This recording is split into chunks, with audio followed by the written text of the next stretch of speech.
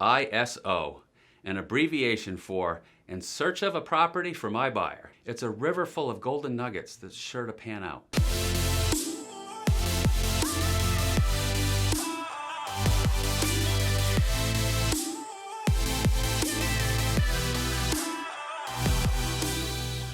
Busy agents just don't have the time to do the legwork necessary to find properties. It takes work, and it can be hard, but it's doable hard.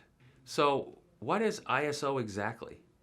It's a very specific request by an agent, usually in your own office or company, that has a buyer for a specific set of criteria. For example, in search of a property in this town with the following criteria: move-in condition, 3-bedroom, 2.5 bath, nice kitchen, fenced yard, etc., up to $500,000 max. In 6 steps, I'm going to make this as simple as possible for anyone willing to follow this stream of revenue and pan for gold and secure a great listing that is certain to lead to more.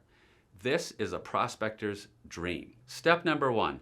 Use the MLS or public records to identify the general makeup of the properties in the town. The ISO criteria should help narrow things down considerably. If not, just talk to the requesting agent further and be prepared to show examples to confirm what their buyer is looking for. Step number 2. Are you ready? Write a handwritten note to each person in the identified neighborhood and tell them what you are looking for and why. Possibly up to 100 homes or so in some cases. I think 100 is a good number, and it's likely there are 2 to 3 owners at least considering a move in the next 12 months. And all you need is one, right?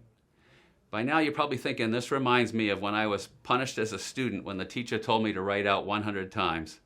Oh, never mind. Step 3, write the note twice and duplicate. Huh? Yeah, take a piece of paper like this, turn it on its side and write the note twice, and then photocopy 50 times on heavier colored paper or something, and then cut it in half. Amazingly, it's the same size as a note card when folded. Then personalize with the same pen as in Dear Bob, Dear Carol, etc. Step number 4, hand address the envelope. Step 5, stuff them and mail, right? Don't forget the stamp and a copy of your business card. Step 6, if you want this to work like magic, get phone numbers and call a few days later to follow up to the note you sent. This is a very warm way to introduce yourself, and it leaves a lasting impression, right? That you honestly took the time to connect with people. Remember, the handwritten note is the most powerful form of advertising. The phone call is the icing on the cake. And what a way to make a first impression on the entire neighborhood. Create the experience your clients will love to talk about.